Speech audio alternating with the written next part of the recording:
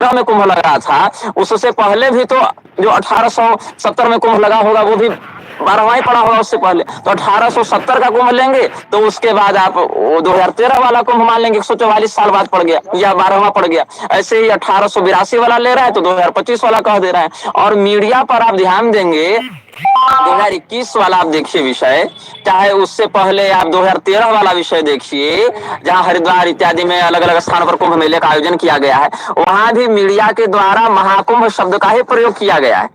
आप पत्रकार हैं, आप मीडिया जगत से जुड़े हुए हैं, सक्रिय हैं, तो आप इस शब्द को गौर किए होंगे। 2021 वाला आप हरिद्वार इत्यादि का रिकॉर्ड निकाल कर देखिए, उससे पहले का देखिए, वो सब भी महाकुंभ के ही नाम से मीडिया प्रचारित कर रही थी। उसको भी ऐसा ही कहा जा रहा था कि ये तो 144 साल के बाद लगा है। और इसमें दुर्भाग्य यह है कि पुरी के शंकराचार्य जी जैसे मान्य और प्रबुद्ध विद्वान भी बिना क्रॉस वेरीफाई किए ही यह प्रचारित कर दिए कि 144 वर्षों के बाद लगा है, इसलिए महाकुंभ हो गया। जबकि वस्तुतः 3 बातों पर आप ध्यान देंगे।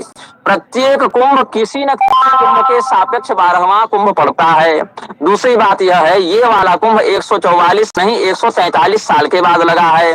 और तीसरा बिंदु यह है, इससे पहले के कुंभों को भी मीडिया महाकुंभ कह के ही प्रचारित करती रही है। बस इस बार क्या हो गया कि थोड़ा राजनीतिक प्रपंच ज्यादा हो गया, इसीलिए इसको मीडिया अटेंशन अधिक मिला। 144 और महाकुंभ, इन दोनों शब्दों को इतना ट्रेंड में लाया गया, वायरल किया गया, गणना ही नहीं की कि इससे पहले कब कब महाकुंभ शब्द का प्रयोग किया गया और उससे पहले कब कब किस किस साल में कहां कहां कुंभ लगा था। तो पहले हम आपको इस प्रकार का शोधन कर दिए। प्रधानता से अभी मान्यता प्राप्त अखाड़ों में शैव परंपरा के अंतर्गत महानिर्वाणी अखाड़ा है, अटल अखाड़ा है, निरंजनी है, पंचायती तपोनिधि आनंद अखाड़ा वाले हैं, जूना अखाड़ा है जो हिंदुओं को चूना लगाने में लगा हुआ है, फिर आवाहन अखाड़ा दशाश्वमेध घाट के केंद्र से है, फिर पंचाग्नि अखाड़ा है। इसके अलावा वैरागी वैष्णवों के 3 अखाड़े होते हैं जिसमें निर्वाणी दिगंबर और निर्मोही अन्य अखाड़ा है। और इसके अलावा फिर उदासीन संप्रदाय के अंतर्गत पंचायती बड़ा उदासीन अखाड़ा, अखाड़ा निर्मल पंचायती अखाड़ा, ये सब भी है। और इसके अतिरिक्त उदासीन अखाड़े के अंतर्गत श्री चंद्रनाथ जी के परंपरा के कुछ साधु जो गुरु नानक देव जी के पुत्र हुए चंद्रनाथ जी, उनके श्री चंद्र भी जिनको कहा जाता है, उनके द्वारा प्रवर्तित उदासीन अखाड़ा के भी कुछ लोग जो कि नामधारी सिख होते हैं, हिंदू भी अपने आप को मानते हैं, सिख भी मानते हैं, दोनों परंपराओं के सम्मिश्रण से चलते हैं, वो भी यहाँ पर कुंभ इत्यादि स्नान करने के लिए पधारते हैं। इसके नकली अखाड़ों में परी अखाड़ा, जिन्नात अखाड़ा, किन्नर अखाड़ा और तरह तरह के अखाड़े आप इसमें जितने जोड़ सकते हैं वो सब नकली अखाड़े में आते हैं। उनकी धार्मिक मान्यता नहीं है, वो सारे अखाड़े केवल पॉलिटिकल स्टंट करने के लिए बनाए गए हैं। इसमें हिंदुओं को चूना लगाने के लिए जो जूना अखाड़ा तैयार है वही नकली अखाड़ों को अधिकतर प्रश्रय दे रहा है, प्रोत्साहित कर रहा है। तो आपने अभी जो बात बताया कि चूना खड़ा चूना लगा रहा है, तो ये ऐसे शैली के लिए आप जाने जाते हो, तो ऐसा क्यों है? क्या इसके पीछे कोई विशेष तर्क है आपका?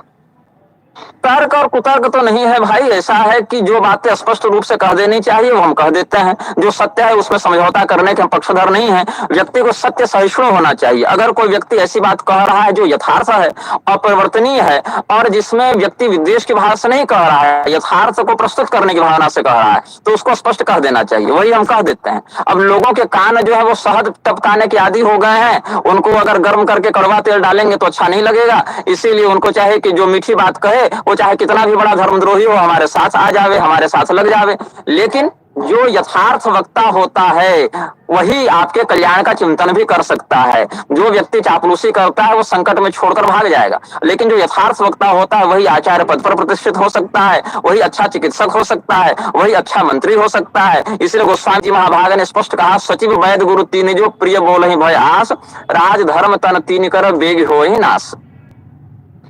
तो इसमें आपका जो वक्तव्य है उसमें जूना अखाड़ा है या जूना अखाड़े के जो वर्तमान में जो लोग हैं उनके लिए आप बोल रहे हैं? अखाड़ा कोई चलता फिरता व्यक्ति थोड़ी है कि हम उसको दोषी दें। कोई भी संस्था अपने कर्मचारियों के, अनुयायियों के, अधिकारियों के ही तो कर्म से आगे बढ़ती है, पिछड़ती है। अजूना अखाड़ा नाम का कोई पेड़ तो है नहीं, कोई घर को तो मैं गाली दूंगा नहीं, किसी घर को तो मैं फूल माला चढ़ाऊंगा नहीं। जूना अखाड़ा से तात्पर्य है जूना अखाड़ा में जो लोग बैठे हुए हैं, जो लोग उसके महामंडलेश्वर हैं, जो लोग आचार्य पद पर हैं, जो लोग थानापति हैं, या जो लोग अलग अलग गद्दियों पर बैठे हुए महंत हैं।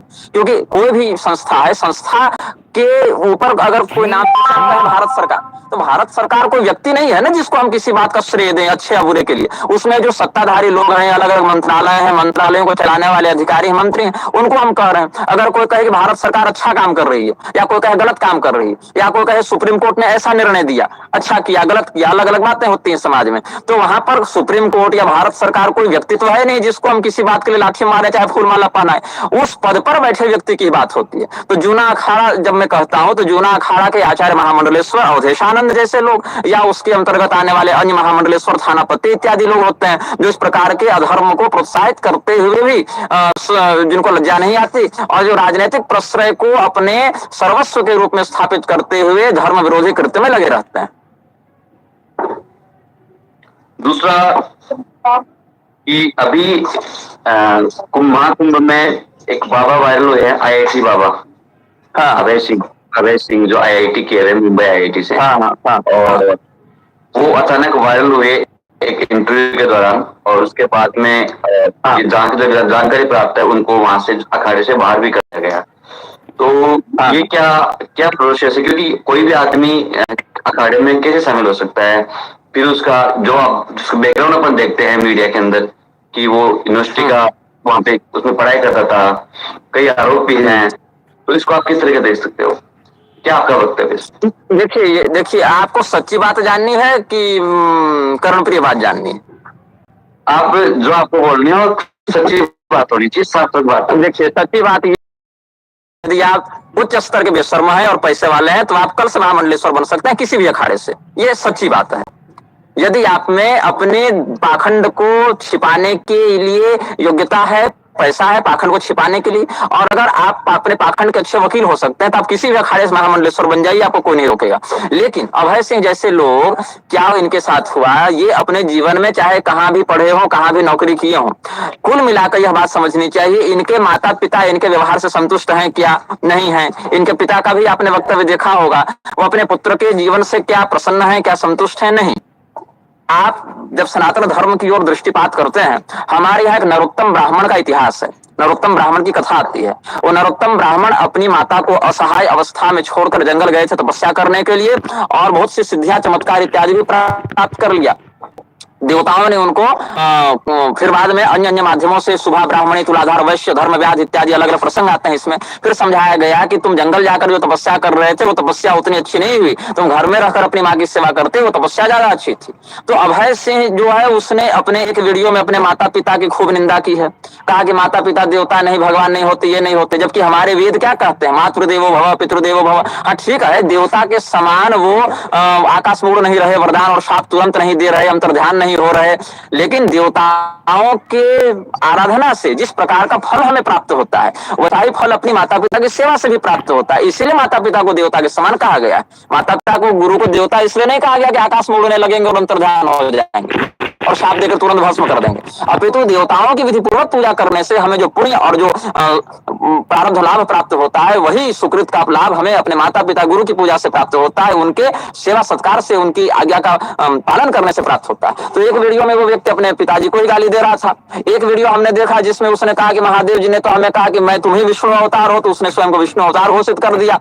तो ये इसमें सबसे ज्यादा दोषी तो मीडिया है, क्योंकि मीडिया को पता नहीं है कि किस व्यक्ति को कितना अटेंशन देना है। मीडिया सिर्फ एक चीज देखती है कि हमारी इस रिकॉर्डिंग की क्लिप कितनी बार रन की गई और उस क्लिप के चलने से हमें कितना एडवर्टाइजमें आया, कितना हमको रेवेन्यू जनरेट हुआ। मीडिया को बस इससे मतलब है। अभी मैं ये कहूं कि अभी तो कुंभ में एक और जो माला बेचने वाली कोई लड़की वायरल हुई थी, इतना बड़ा आयोजन जो भी है, इतना बड़ा आयोजन हुआ था, लोग उसकी आंख में कैमरा लेके घुसे जा रहे हैं कि इसकी आंख देख लो। इसी के लिए कुंभ किया गया था। तो मीडिया को यह होश नहीं, भारत की मीडिया को पहले प्रशिक्षण क्या हो सकता है, उनको पता होना चाहिए कि हमको किस चीज को कितना कवरेज देना है। उनके लिए कवरेज का मतलब है, देखिए संस्थान का पत्रकार है, अपने चैनल के लिए रेवेन्यू जनरेट कर रहा है, उसके मालिक कह रहे हैं ऐसी क्लिप लेकर आओ जिससे हमारा दर्शक बढ़े, हमारा रेवेन्यू बढ़े, तो वो ऐसी क्लिप लेकर दिखा रहा है। तो जितने भी प्रकार के ये सब अखाड़ा वाले लोग हैं ऐसे ही तमाशा में लगे हुए हैं। इसीलिए अभी सरकार ने क्या कर दिया, एक 3000 4000 का कूपन लगा दिया कि कूपन लीजिए, सफारी वाली गाड़ी में घूमिए और नागांव का दर्शन कीजिए। तो ये नागांव की भी जो अखाड़ा की जो व्यवस्था उसको बेच रहा है, टिकट लगा के सर्कस बना रखा है। तो अभय सिंह हो या वो जो एक हीरोइन आई थी हरसारी छाड़िया या क्या नाम था, ऐसी अभिनेत्रियां हो जो साध्वी के नाम से महामंडलेश्वर के रथ पर और माथे पर चढ़ी बैठी हैं, ऐसे लोगों को अटेंशन देने के कारण ही आप देखिए हिंदू धर्म के विषय में क्या ज्ञान प्राप्त हो रहा है, किस शास्त्र के, किस श्लोक के, किस सिद्धांत की व्याख्या इन लोगों के माध्यम से हो रही, जो इनको इतना कवरेज दिया जा रहा है। और कवरेज किसको मिल रहा है? उधर एक करौरी सरकार है भदौरिया, वो क्या करता है, अपने चेलों के सामने बड़े बड़े देवी देवता को बुलाकर भूत झाड़ने का दावा करता है और सारे देवताओं को गाली देता है, उसको कवरेज मिल रही है। एक व्यक्ति को कवरेज मिल रही है, इधर आप देख लें वो जो हरसारी छाड़ी और मेकअप करके पोत के अपना लाली बिंदी लगा के उधर रोए जा रही है। तो ऐसे लोगों को कवरेज अगर मीडिया देते रहेगा तो मीडिया की जो प्रामाणिकता है वो भी खंडित होगी, और हिंदू धर्म के जो वास्तविक सिद्धांत मर्मज्ञ हैं ऐसे आचार्यों की बात समाज तक नहीं पहुंचेगी, तो लोग पाखंड को ही धर्म का नाम समझ लेंगे। तो ऐसे में क्या किया जाना चाहिए? अच्छा, दूसरी बात, आप जब जो बोल रहे थे कर्णप्रिय बात क्या हो सकती है महाराज जी, हम सुनना चाहेंगे, हमारे दर्शक भी डिमांड कर रहे हैं। कर्णप्रिय बात में फिर चापलूसी आ जाती है, जिसको सुनना सबको पसंद है कि इतने बड़े बड़े परम पूज्य आदरणीय संत महात्मा यहाँ पर उपस्थित हुए हैं, ये कुंभ का बड़ा सुंदर पावन अवसर है, इसमें योगी आदित्यनाथ जी भी बड़ा सुंदर प्रशासनिक नियम हुए हैं, आकर कुंभ में दिव्य साधु संतों का दर्शन कीजिए और अपने पूर्वजों के साथ साथ स्वयं भी पुण्य के लाभ बनिए, भागीदार बनिए। बस यही कर्णप्रिय बात है जिसको सुनने में किसी को बुरा नहीं लगा। लेकिन इस कुंभ को कुंभिपाक बनाने वाले लोगों की अगर हम बात कह दें तो फिर सबको बुरा लग जाता है। तो यहाँ पे ये क्या सभी क्योंकि सभी संत बुरे नहीं होते हैं, आपका जो ये वक्तव्य है जो कई बार मैंने देखा है, आप डायरेक्ट मतलब मुंह पे बोल देते हैं, तो ये क्या सभी के लिए आपका है या इसमें क्या, इसमें डिफरेंशिएशन कैसे किया जाए? आम आदमी कैसे डिफरेंशिएशन करे? बिल्कुल कर सकता है। देखिए समाज मैं आपके चैनल पर दोगला शब्द का प्रयोग कर सकता हूँ, ये सभ्य शब्द है मेरी जानकारी में, ये कोई अश्लील गाली नहीं, संवैधानिक शब्द है। तो ये जो दोगलापन है समाज का, वही इसमें कार्य है। आपको समाज में दो प्रकार के लोग मिलेंगे। एक क्या कहेगा, पीठ पीछे किसी की चुगली मत करो, जो कहना है मुंह पर कहो। एक पक्ष यह भी कहेगा समाज का, देखो पीठ पीछे किसी के बारे में ना कहो, जो कहना है सामने कहो ना जी, पीठ पीछे क्या बुराई करनी, ठीक है। फिर कुछ लोग कहेंगे कि भैया तुम मुंह पर सारी बात कह देते हो, नाम लेकर सारी बात कह देते हो। तो दोनों में से कुछ एक तो करना पड़ेगा ना।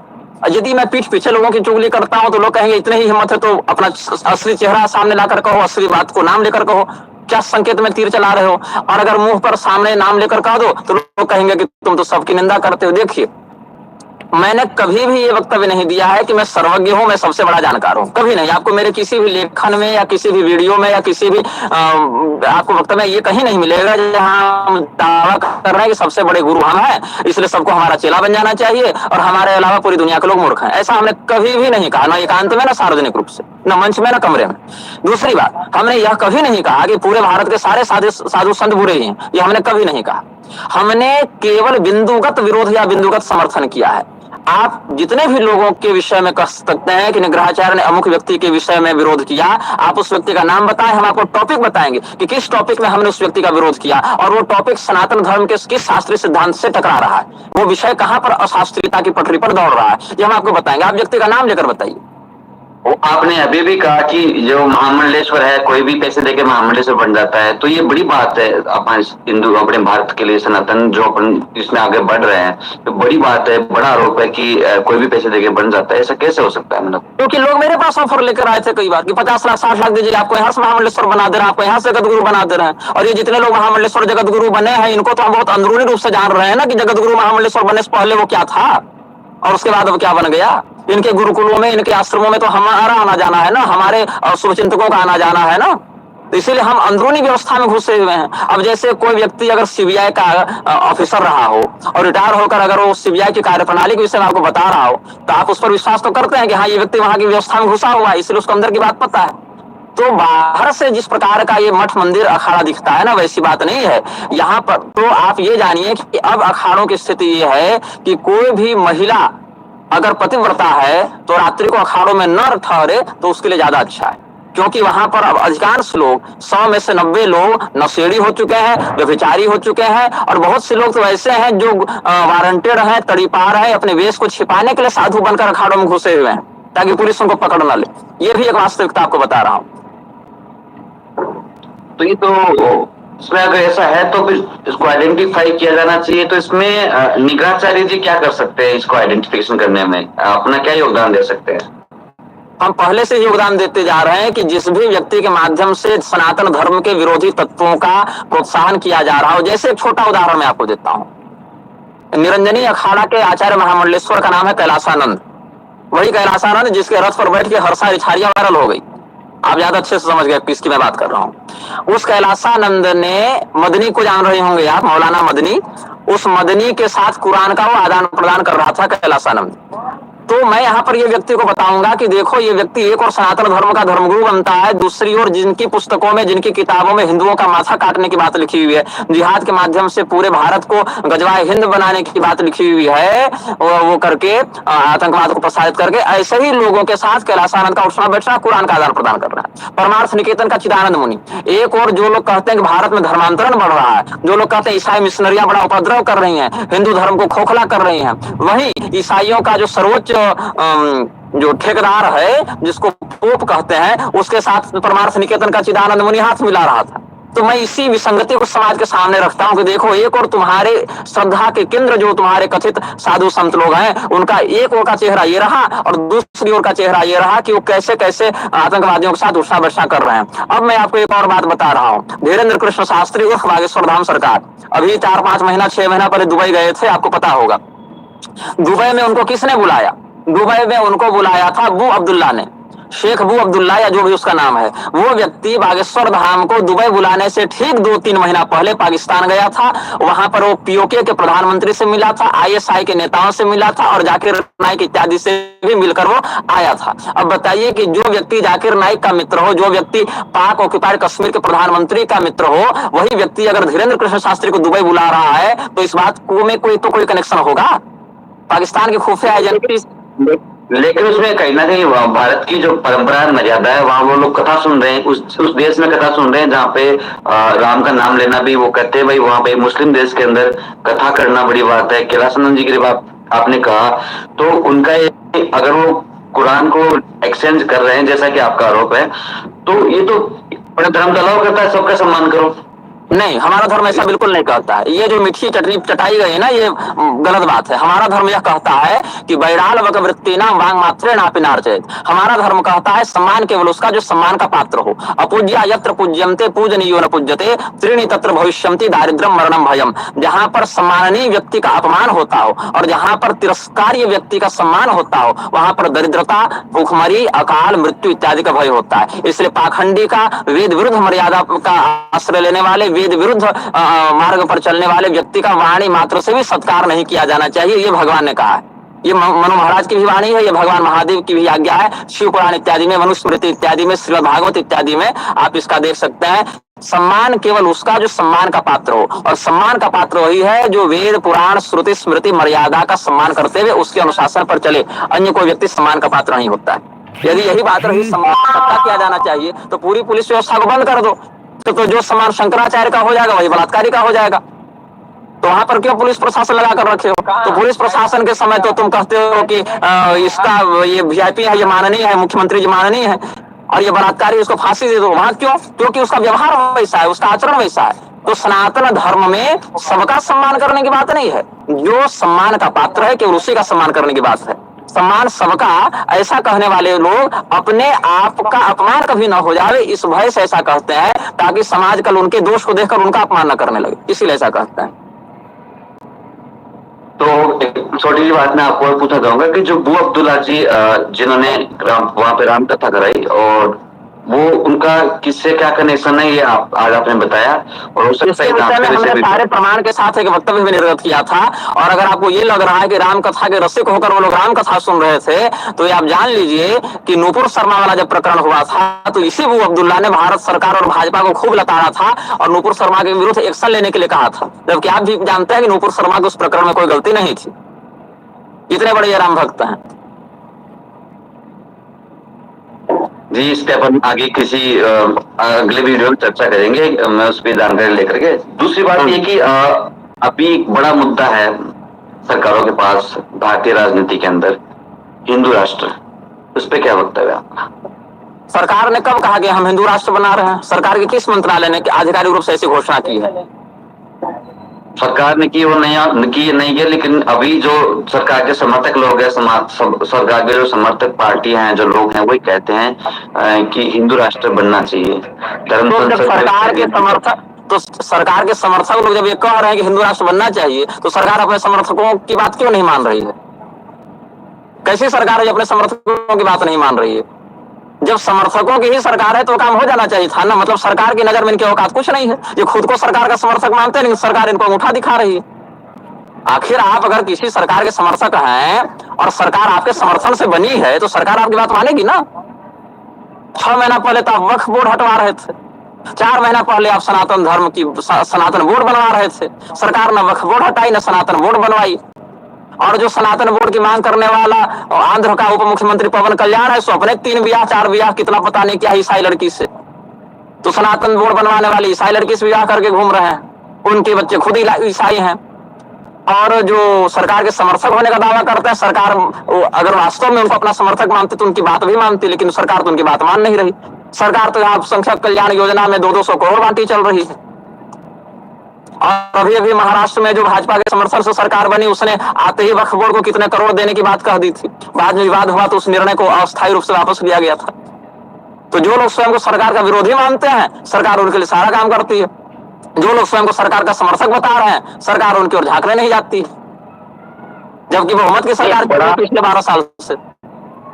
एक बड़ा ट्रेंड अभी मतलब मेरे कहने मतलब बड़ा ट्रेंड चल रहा है कि भारत हिंदू राष्ट्र होना चाहिए, बनना चाहिए, और अभी नहीं बनेगा तो फिर कभी नहीं बनेगा। तो इसमें निग्रहाचार्य स्वामी हैं, उनका क्या योगदान है, किस प्रकार से उसमें सहयोग? हिंदू राष्ट्र की परिभाषा पहले स्पष्ट हो ना। हिंदू राष्ट्र मतलब क्या? जिस सत्ता में अधिकाधिक लोग हिंदू हैं वो हिंदू राष्ट्र होता है क्या? वैसे तो आज भी है। जिस समाज में हिंदू बहुसंख्यक है वो हिंदू राष्ट्र है क्या? वो तो आज भी है। या हिंदू धर्म शास्त्रों के अनुसार जहां पर शासन व्यवस्था लाई जाएगी वो हिंदू राष्ट्र है क्या? अगर हिंदू व्यवस्था के अनुसार लाई जाएगी तो हिंदू तो साईं बाबा को भी मान रहा है और हिंदू अजमेर की दरगाह पर भी माथा पीट रहा है, तो ऐसे हिंदू को हिंदू राष्ट्र माना जाएगा, हिंदू को नहीं माना जाएगा। शंकराचार्य के पीछे चलने वाले लोग हिंदू माने जाएंगे कि राम रहीम के पीछे चलने वाले लोग हिंदू माने जाएंगे कि दयानंद सरस्वती के पीछे चलने वाले लोग हिंदू माने जाएंगे कि जिस रामकृष्ण मिशन में ईसा मसीह की पूजा हो रही है उस रामकृष्ण मिशन के अनुयायी हिंदू माने जाएंगे? तो हिंदू राष्ट्र में 2 शब्द है ना, एक है हिंदू, एक है राष्ट्र। तो इसमें हिंदू किसको कहा जाएगा और राष्ट्र किसको कहा जाएगा, पहले इसी की परिभाषा स्पष्ट नहीं है तो हम बना कैसे दें? किसी भी परिणाम को जन्म देने के लिए पहले आपको उसकी परिभाषा तो पता होनी चाहिए। एक कुम्हार भी मिट्टी सानता है, आग पकाता है, तो एक उद्देश्य होता है घड़ा बनाए, तो कम से कम उसके मन में घड़े की एक आकृति, एक परिणाम स्पष्ट होता है, उस निमित्त में उसका परिणाम स्पष्ट होता है। लेकिन हिंदू राष्ट्र बनाने के लिए जो लोग लालायित हैं, ऐसे लोगों में तो पूरी के शंकराचार्य जी का भी नाम आता है, बागेश्वर धाम वालों का भी नाम आता है, आरएसएस भी कई बार इस प्रकार की बात कहता है। तो हिंदू राष्ट्र से क्या तात्पर्य है आपका? तो राष्ट्र में जो अखंड भारत है उसमें भारत, पाकिस्तान, बांग्लादेश, नेपाल, भूटान, श्रीलंका, अफगानिस्तान ये सब भी आते हैं क्या, कि केवल भारत की वर्तमान स्थिति आती है? तो हिंदू शब्द बड़ा मोहक है, बड़ी इसमें आकर्षक बात है, लोगों को बड़ा अच्छा लगता है, फैंसी टर्म लगता है, वाह हिंदू राष्ट्र बन जाएगा फिर सारी समस्या का समाधान हो जाएगा। ये हिंदू राष्ट्र में हिंदू कहाएगा कौन? हिंदू राष्ट्र में तो उत्तरकांड को प्रक्षिप्त कहने वाला रामभद्राचार्य भी हिंदू है। हिंदू राष्ट्र में पूरे पुराणों को गाली देने वाले दयानंद सरस्वती का भी हिंदू ही के रूप में परिचय दिया जाएगा। हिंदू राष्ट्र में वर्णाश्रम व्यवस्था का पुरजोर समर्थन करने वाले पुरी के शंकराचार्य भी हिंदू कहलाएंगे, और हिंदू राष्ट्र में वर्णाश्रम का विरोध करने वाला धीरेन्द्र शास्त्री भी हिंदू कहलाएगा। तो कुल मिला के जो व्यक्ति वर्णाश्रम मान रहा है वो भी हिंदू हो गया, जो व्यक्ति वर्णाश्रम नहीं मान रहा है वो भी हिंदू हो गया। उत्तर भारत का जो गोमांस नहीं खाता है वो व्यक्ति भी हिंदू हो गया, और मणिपुर और केरल का जो हिंदू गोमांस खा रहा है वो भी हिंदू हो गया। तो चाहे आप गाय खाओ चाहे न खाओ रहोगे हिंदू, चाहे आप अपने जाति में विवाह करो चाहे न करो रहोगे हिंदू, चाहे आप भ्रूण हत्या गो हत्या कर दो रहोगे हिंदू, चाहे आप किसी भी मस्जिद दरगाह और शिरडी साईं चले जाओ आप रहोगे हिंदू। तो कुल मिला के सारी मनमौजी करो लेकिन रहोगे हिंदू। तो ऐसा हिंदू राष्ट्र तो अभी भी चल रहा है। हिंदू राष्ट्र की परिकल्पना तभी सार्थक हो सकती है जब वेद, पुराण, स्मृति, इतिहास और अपने कुलागम की मर्यादा के साथ बिना कोई समझौता किए हुए शास्त्रनिष्ठ क्षत्रिय को हम राज्याभिषिक्त करके उसको दंडाधिकारी का पद प्रदान करके उसके माध्यम से नीतिगत व्यवस्था को प्रवर्तित करें, वही वास्तविक हिंदू राष्ट्र बन सकता है, जो कि इस लोकतंत्र की वर्तमान प्रणाली में संभव नहीं है। क्योंकि लोकतंत्र को चाहिए वोट, और वोट के लिए चाहिए कुटिलता, कपट।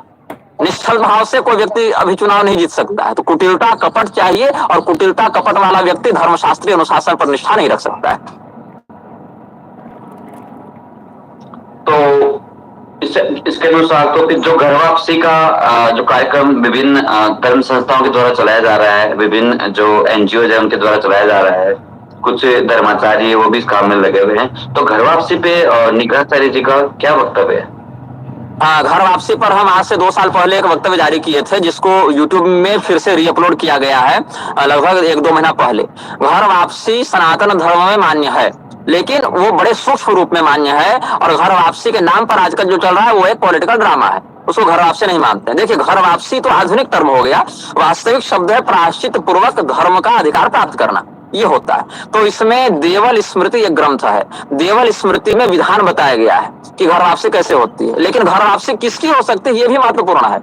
जैसे मैं ब्राह्मण हूं, मुझे अगर तलवार के दम पर किसी ने म्लेच्छ बना दिया, हमारे घर मान लो आक्रमण हो गया, तलवार का भय दिखाकर हमको मुसलमान बना दिया गया, ईसाई बना दिया गया, या बहुत अधिक तो हमारे मुंह में गोमांस भी ठूस दिया गया, मान लेते हैं, हम अपना उदाहरण देकर दूसरे को क्या कहें, तो मान लेते हैं मेरे साथ ऐसा कुछ हो गया और हम डरपोक निकले, तो हम मान लेते हैं कि हम म्लेच्छ बनना स्वीकार कर लिए। लेकिन हमारे मन में वो तड़प तो रही कि हम तो गलत मार्ग पर आ गए, हमको तो ऐसा नहीं होना चाहिए था, हमको तो अपने धर्म में वापसी करनी है।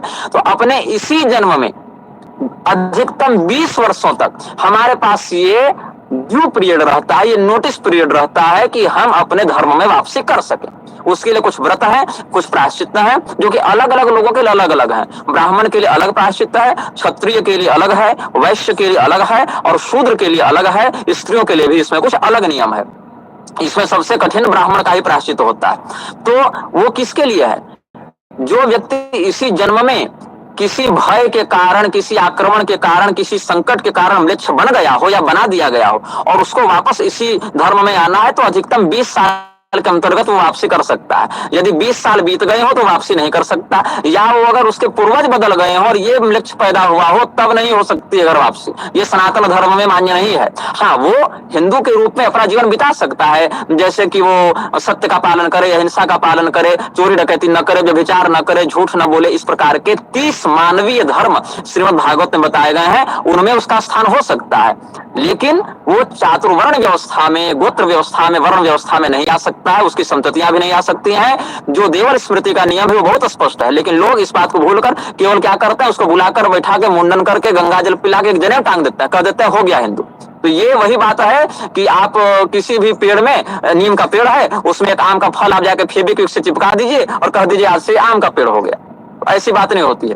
वो जो देवल स्मृति में अनुशासन बताया गया है, उसमें स्पष्ट यही बात है कि चारों वर्णों के लिए और स्त्री पुरुषादि लिंग के भेद से कुछ विशेष मंत्र हैं, कुछ विशेष नियम है। उन्हीं के आधार पर अपने इसी जीवन में बलात् जो म्लेच्छ बना दिया गया, बलपूर्वक म्लेच्छ बना दिया गया, ऐसा व्यक्ति अधिकतम 20 साल के अंतर्गत ही वापसी कर सकता है। यही नियम है, और इस विषय में हम अपने यूट्यूब, फेसबुक पर एक विस्तृत वक्तव्य सारे श्लोक और प्रमाणों के साथ निर्गत कर चुके हैं।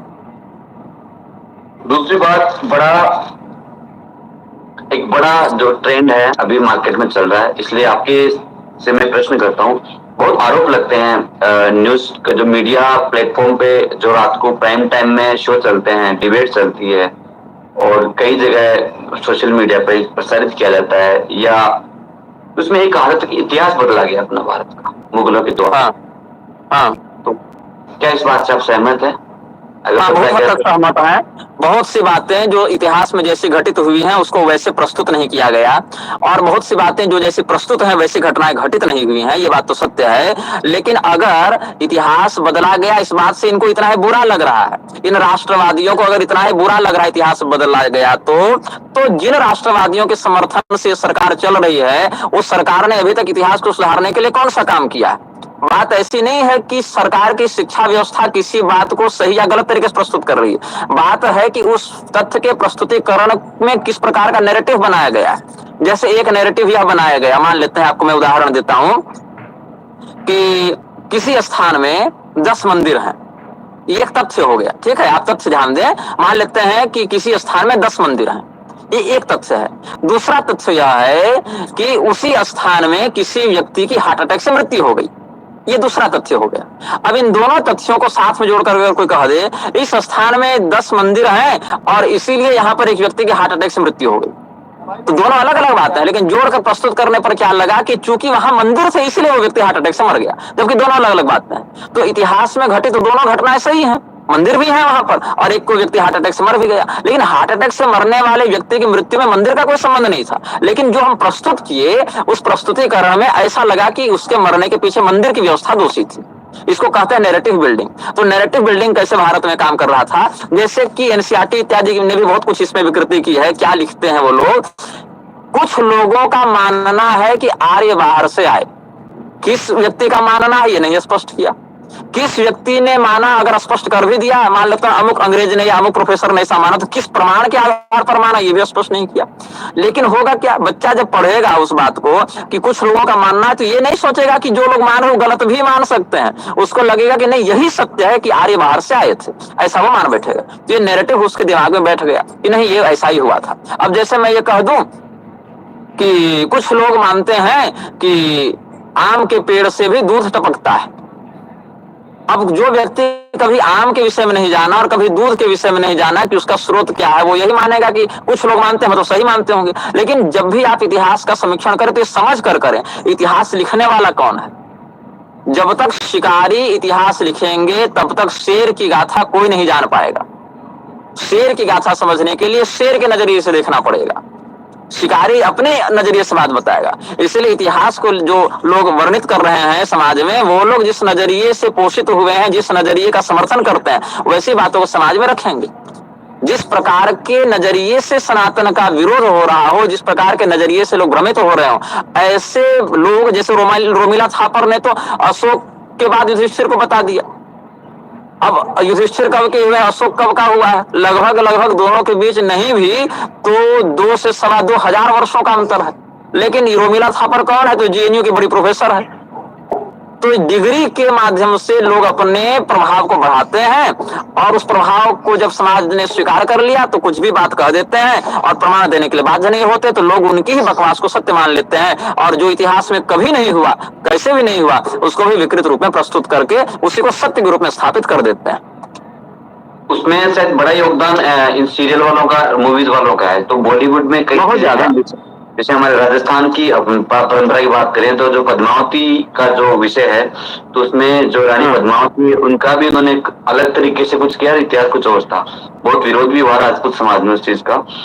एक और प्रश्न है कि सनातन को आगे कैसे बढ़ाया जाए, और इसमें कौन सी चुनौतियां हैं जो आपको सामने नजर आ रही है कि सनातन को जो धर्म है अपना, वो आगे कैसे बढ़े। सरकार ही धर्म के विस्तार में, धर्म की वृद्धि में सबसे बड़ी चुनौती है। सरकार और सरकार के द्वारा पोषित व्यक्ति जो हैं वो धर्म के सिद्धांत पर स्वयं निष्ठा नहीं रखते हैं। इसलिए धर्म के प्रति निष्ठा रखने वाले लोगों को प्रताड़ित भी किया जाता है, और धर्म के प्रति जो लोग कर्मठता से व्यवहार करते हैं उनको दंडित भी किया जाता है। अभी जैसे एक छोटा सा मैं उदाहरण दूं, साकार ब्रह्म नारायण के नाम से हाथरस में एक सभा हुई थी, जिसमें भगदड़ में बहुत लोग मरे भी थे। अभी 3-4 महीने पहले की बात है, हाथरस वाला कांड आपको स्मरण होगा। हाँ, और वहां पर एक व्यक्ति फुल पैंट शर्ट पहनकर अपने आप को विष्णु अवतार बोल रहा है, और उसके पैरों की धूल लेने के लिए लाखों लोग टूट पड़े हैं। और उसके मंच पर बड़े बड़े नेता और बड़े बड़े गुरु लोग, मतलब कथावाचक लोग आते जाते रहे हैं। तो ये उस व्यक्ति को पैदा होते तो इतना सम्मान और यश दिए नहीं होंगे, धीरे धीरे करके वो आगे बढ़ा होगा। तो जब ऐसे पाखंडी बढ़ने वाले होते हैं, तभी सरकारी हस्तक्षेप से या सरकार के द्वारा प्रायोजित लोगों के हस्तक्षेप से इनको क्यों नहीं दबा दिया जाता है? क्योंकि सरकार क्या करती है, वो 1 लाख लोगों को अपने वश में भले न कर पाएगी, वो साकार नारायण के नाम से जो चल रहा था व्यक्ति, उसको अगर अपने क्लच में ले लेती है तो उसके सारे चेले सरकार के समर्थक हो जाएंगे। तो सरकार भीड़ से चलती है, और भीड़ मूर्ख होती है, भीड़ विवेकी नहीं होती है, भीड़ के पास अपना कोई दिमाग नहीं होता है, वो अंधी होती है। उसको एक माहौल केवल चाहिए, उसी माहौल के अनुसार वो कार्य करती है।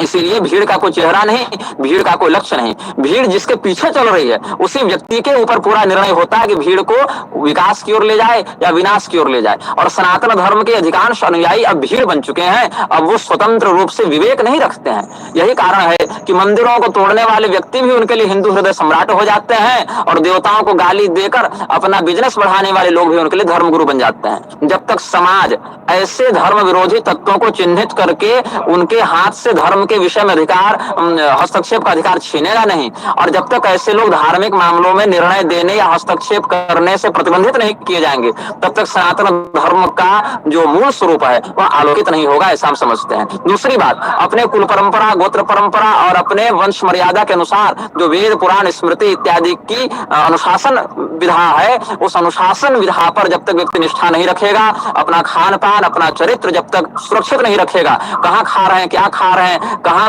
पर हमारा शारीरिक अभिक्रिया का व्यवहार हो रहा है, कहाँ पर कैसे हमारे परिवार में संबंध स्थापित हो रहे हैं, इन सभी बातों का निरीक्षण करके जब तक स्वयं अनुशासित नहीं होगा तब तक धर्म का विकास संभव नहीं है।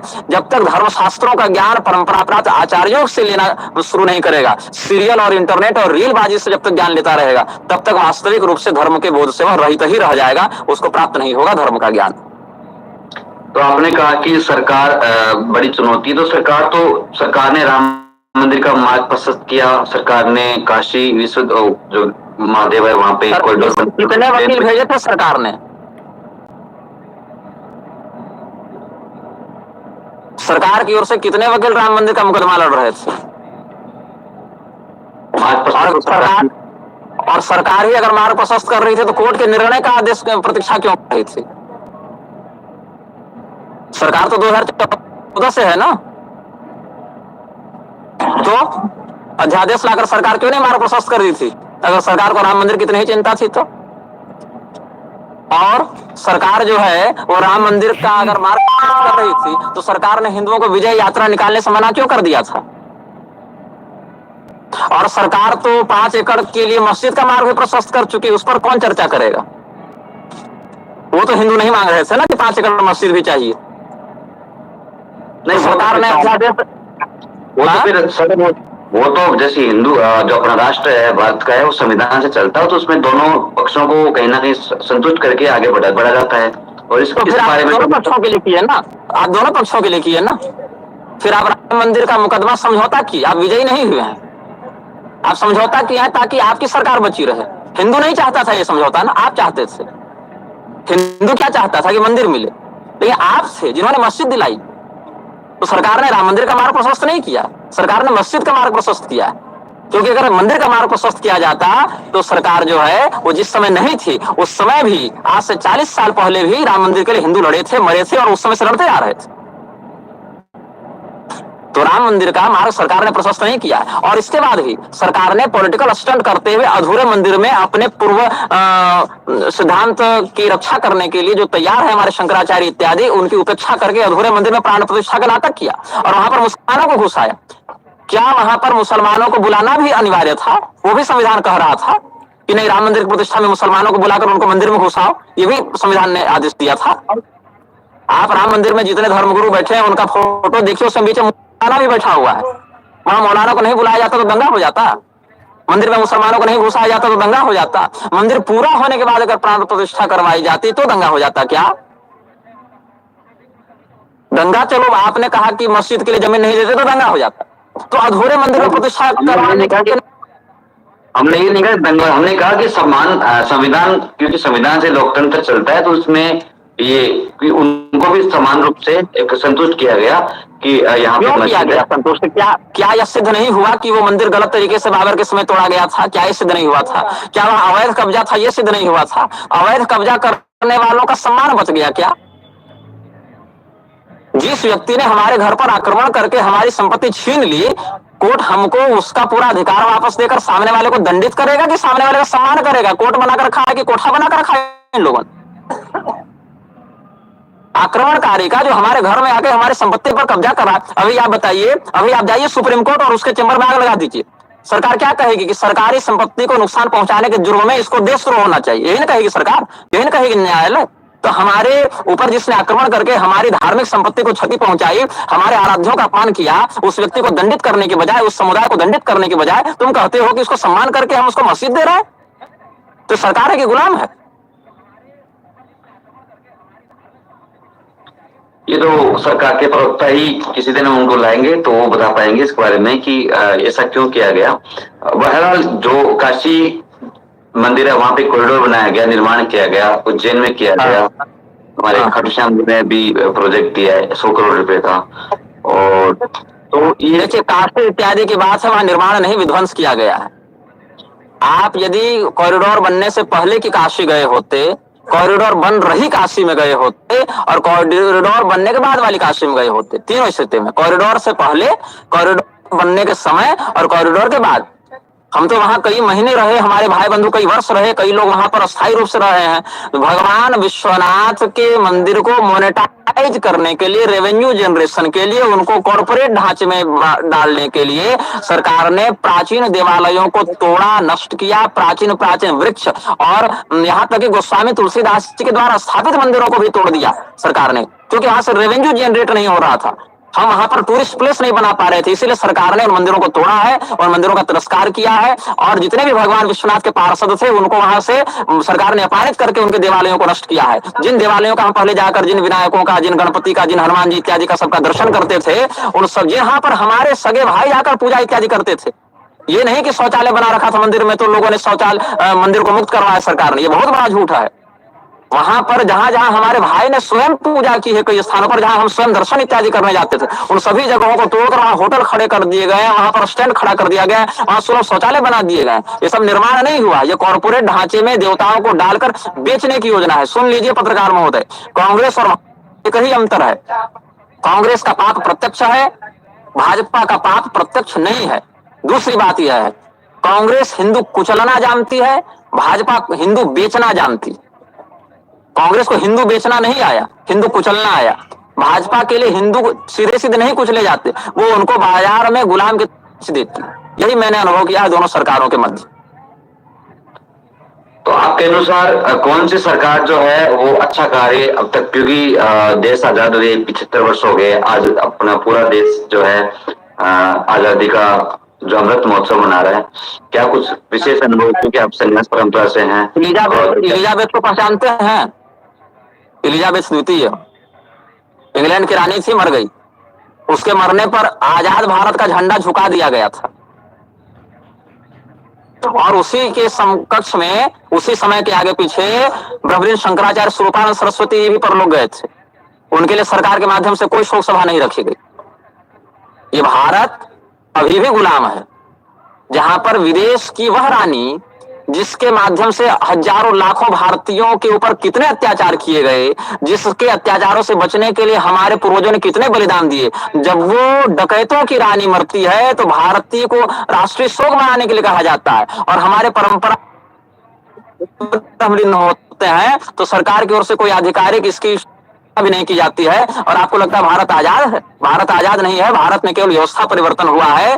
भारत को एक ऑटोनोमस ग्रांट प्राप्त हुआ है मात्र, ताकि उसका जो विदेशी हस्तक्षेप है, विदेशी नियंत्रण है, वो बहुत अधिक सामने न दिखे और लोगों को आजादी का नशा मिलता रहे। बाकी यहाँ के जो कानून है और यहाँ की जो न्याय व्यवस्था है, यहाँ की जो कॉलेजियम है, यहाँ की जो चुनाव प्रणाली है, यहाँ की जो शिक्षा व्यवस्था है, यहाँ तक की जो लिखित संविधान है, वो भी 50 देशों से चुरा कर बनाया हुआ है, जहां भारतीय संस्कृति और भारतीय परंपरा का कोई ध्यान नहीं रखा गया है। चाहे पहले का हिंदू कोड बिल हो, चाहे अभी की नई हिंदू संहिता हो, दोनों में वही बातें हैं कि हिंदू को उसकी परंपरा से तोड़कर हर मनमौजी को धर्म का नाम देकर भटका दो, यही बात है। तो भारत की सरकार जो है, चाहे किसी भी पार्टी की हो, मैं वही बात कहना चाहता हूं, खराबी इंजन में है, खराबी गाड़ी में है, और आप ड्राइवर बदल रहे हैं तो कैसे गाड़ी चलेगी?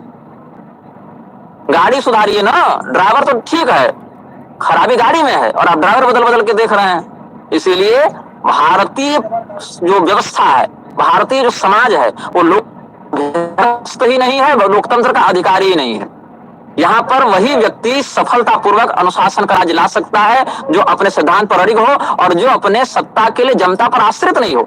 एक विवेकी व्यक्ति कुछ कहेगा, आप मानेंगे नहीं, 10 नशेड़ी को आप गांजा चिलम भर के दे दीजिए, वही आपको वोट देकर राजा बना देंगे, शासक बना देंगे, प्रधानमंत्री मुख्यमंत्री बना देंगे। जिस देश की जनता नशे में, पैसे में, दारू में, गांजा में, मुर्गा में बिक रही हो, उस वोटर के वोट से बनी हुई सरकार कितनी नैतिकता का पालन करेगी? 4 पढ़े लिखे सज्जनों को बुलाइए, उनके माध्यम से बात कहवाइए और वोटिंग करवाइए, 4 वोट पड़ेंगे। या 40 बोतल दारू बटवा के आप जनता का समर्थन ले लीजिए, वही 4 पढ़े लिखे विद्वान सदाचारी के तुलना में वही 40 शराबी भारी हो जाएंगे। तो सरकार 4 को थोड़ी देखेगी, वो तो 40 को देखेगी ना, क्योंकि 40 के कारण उसको बहुमत मिल रहा है। तो ऐसी स्थिति में पार्टी कोई हो, भारत की जो संस्कृति है वो लोकतंत्र का अभ्यास नहीं रखती है, लोकतंत्र की अभ्यस्त नहीं है। इसीलिए पार्टी आप कितने भी बदलिए, जब तक मिजाज नहीं बदलेगा, जब तक संस्कार नहीं बदलेंगे, जब तक शैली नहीं बदलेगी, तब तक राज्य सफल नहीं होगा। एक और प्रश्न है, आप बारंबार जो कि क्योंकि आपकी शैली है और आप बोलते भी हैं, आप कहते हैं कि जो भी है शास्त्र समझ बात है, तो इन सभी बातों के लिए मैंने धीरेन्द्र शास्त्री जी का एक इंटरव्यू देखा था बागेश्वर वालों का, तो उन्होंने कहा था कि निगरानी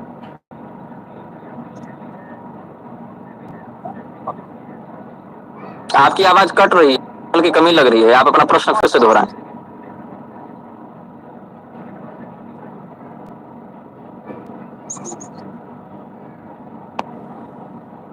हाँ सर, डिस्कनेक्ट हो गया था। हाँ, फिर से प्रश्न करें आप अपना। बागेश्वर धाम के विषय में कुछ कह रहे थे आप।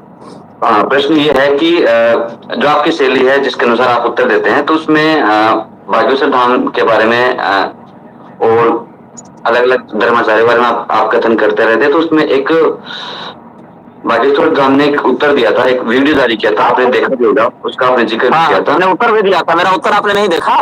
वो शायद मैंने नहीं दिख पाया, तो उसमें अभी हमारे जो दर्शक हैं तो सभी के लिए आप कि उनका प्रश्न सिंपल है कि निगराचार्य चाहते क्या हैं। वो हमेशा धर्माचार्यों पर करते रहते हैं, क्या उनके ज्ञान से क्या भारत का जो विकास उसमें क्या योगदान है? सिंपल सी यही योगदान है कि हम सनातनी धर्मशास्त्रों की जो मूल परंपरा है उसको विकृत किए बिना धर्म का ज्ञान विशुद्ध प्रारूप में जनता तक पहुंचा रहे हैं। यही मेरा योगदान है, जो ये लोग नहीं कर रहे हैं। यदि आप स्वयं को हिंदू मानते हैं, हिंदू धर्म के विषय में जानना चाहते हैं, तो हिंदू धर्म की परंपरा के अंतर्गत जो विशुद्धतम बात है उसमें बिना किसी राजनीतिक मसाला के, बिना किसी चापलूसी के उसको विशुद्ध रूप में आपको हम प्रस्तुत कर रहे हैं। अब रही बात धीरेन्द्र शास्त्री की, तो धीरेन्द्र शास्त्री ने जब वह वक्तव्य दिया था तो उस वक्तव्य में यह भी कहा था कि हम ये पोल खोल सकते हैं किसकी कितनी लुगाइयों से संबंध है।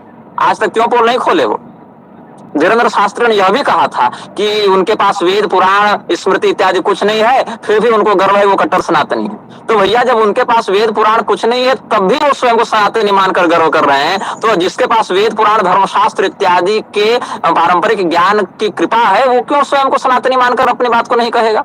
दूसरी बात वो ये कह रहे थे कि हिम्मत है तो लव जिहाद के खिलाफ बोलो, ये बोलो, वो बोलो, ये सब वो कह रहे थे। मैंने लव जिहाद के खिलाफ कितना कुछ बोला है, लेकिन वही धीरेन्द्र शास्त्री रजत शर्मा को दिए साक्षात्कार में कह रहे थे कि नहीं कि 500 मुसलमान परिवार उनके मित्र हैं, मुसलमान के साथ वो चाय भी पीते हैं। और अली और बजरंग बली वाले मौके पर धीरेन्द्र शास्त्री ने तो हाथ जोड़कर क्षमा मांग ली थी। हमने तो ऐसा कभी नहीं किया, किसी मामले में किसी से हाथ जोड़कर क्षमा हमने नहीं मांगी किसी विधर्मी से। तो मुसलमानों से मित्रता करे धीरेन्द्र शास्त्री, वेद पुराण के भी बिना स्वयं को हिंदू माने धीरेन्द्र शास्त्री, आईएसआई के नजदीकी लोगों से जाकर संपर्क करें दुबई में धीरेन्द्र शास्त्री, सनातन धर्म के मान्य सिद्धांतों को बिना जानने प्रवचन करने बैठ जाए धीरेन्द्र शास्त्री, भागवत महापुराण के एक श्लोक का भी उच्चारण न करने की योग्यता है धीरेन्द्र शास्त्री में, और उपदेश देंगे धीरेन्द्र शास्त्री हमको। किस आधार पर हम उनकी बात माने? ज्ञान बल से माने, कि सिद्धांत बल से माने, कि संगति बल से माने? कैसे माने? ऊपर से जब उन्होंने ये कहा कि मैं सबकी पोल खोल दूंगा कि इस महात्मा ने कितनी लुगाइयां रखी हैं, तो हम भी महाराष्ट्र में ही थे उसी समय, हम भी महाराष्ट्र में थे, वो भी महाराष्ट्र में थे, हम भी थे। तो हमने कहा था कि तुम खोलो पहले पोल, हमारी पहले खोलो, हम भी देखेंगे हमारी कितनी लुगाइयों से संबंध है, हमको भी तो पता चले। उसके बाद उनके यूट्यूब चैनल से वो वीडियो हटा दिया गया। आप मेरा वक्तव्य देख लीजिएगा, जब उनका वीडियो आया था उसके 2 दिन के बाद ही हमने भी अपने चैनल पर अपना उत्तर आधे घंटे का जारी किया था। हम बस ये चाहते हैं जो व्यक्ति सनातन धर्म का धर्मगुरु बनकर व्यासपीठ पर बैठ रहा हो, वो जोकर ना हो, आचार्य हो, उसको सनातन धर्म के सिद्धांत का अपने संप्रदाय की विधा से विशुद्ध ज्ञान हो, उसका वह आचरण करता हो और निर्भयता पूर्वक बिना किसी राजनीतिक या व्यापारी तंत्र के, मीडिया तंत्र के प्रभाव में आए सत्य को सत्य कहने का साहस रखता हो और उस बात का समर्थन करने का भी गौरव और अभ्यास रखता हो। यही हम चाहते हैं। तो बताना छोड़े हिंदू समाज, ये हम चाहते हैं।